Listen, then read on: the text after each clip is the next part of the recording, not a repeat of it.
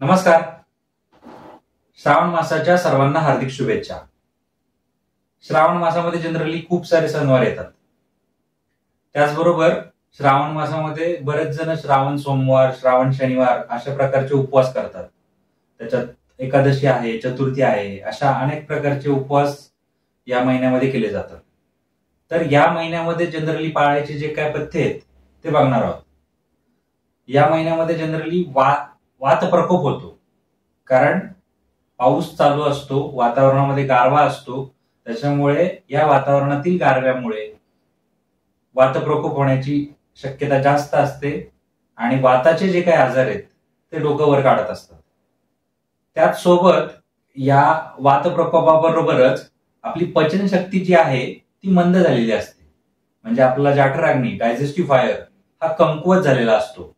त्यामुळे या ऋतूमध्ये पचायला जड अन्न घ्यायचं नाहीये. याच्या बरोबर उलट केलं जातं. बरेच जण उपवास करतात.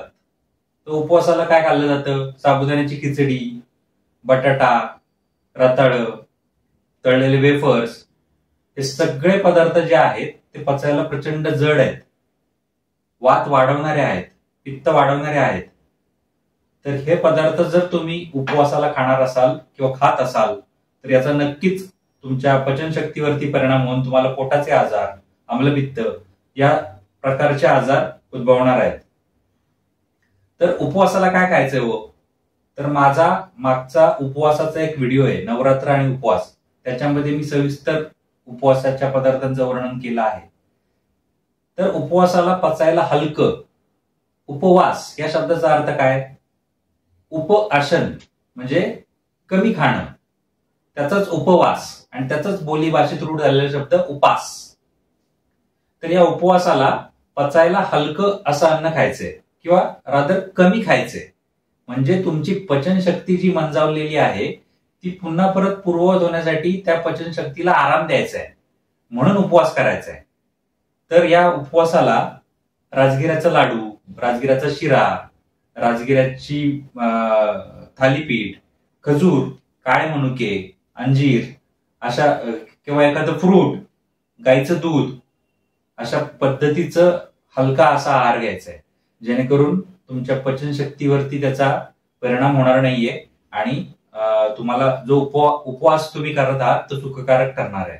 त्याचसोबत काय करायचंय तर दही, बेकरीचे पदार्थ, आंबवलेले पदार्थ, त्याच्यानंतर शिळे पदार्थ, हे सगळे पदार्थ या ऋतूमध्ये टाळायचे. तसेच बाहेरचे रस्त्यावरचे जे पदार्थ आहेत, तळलेले वडे असतील, भजी असतील, अशा पदार्थांचा वापर आहारामध्ये अजिबात करायचा नाही. त्याच्याने पुन्हा परत वात वाढणार आहे आणि पोटाचे विकार होणार आहेत. तर पचायला हलका आहार घ्यायचा आहे, थोडासा व्यायाम करायचा आहे. व्यायामामध्ये पण योगासनं आहेत, सूर्यनमस्कार आहेत, तुमच्या ताकदीचा अर्धा व्यायाम करायचा आहे, त्याच्यात चालणं आहे, सायकलिंग आहे, अशा प्रकारचा व्यायाम करायचा आहे, जेणेकरून खूप सारं एक्झर्शन करून वात प्रकोप होणार नाही आणि वाताचे आजार पुन्हा परत मागे लागणार नाही. तर उपवास करा, पण त्या उपवासामागचं लॉजिक हे काय आहे आयुर्वेदानुसार?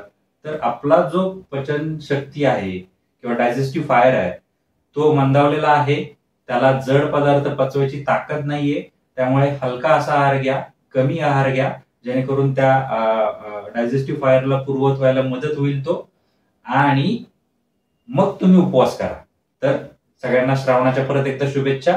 उपवासाला साबुदाणा आणि बटाटा नक्की वर्ज्य करा आणि तुमची पचनशक्ती सुदृढ ठेवा. धन्यवाद.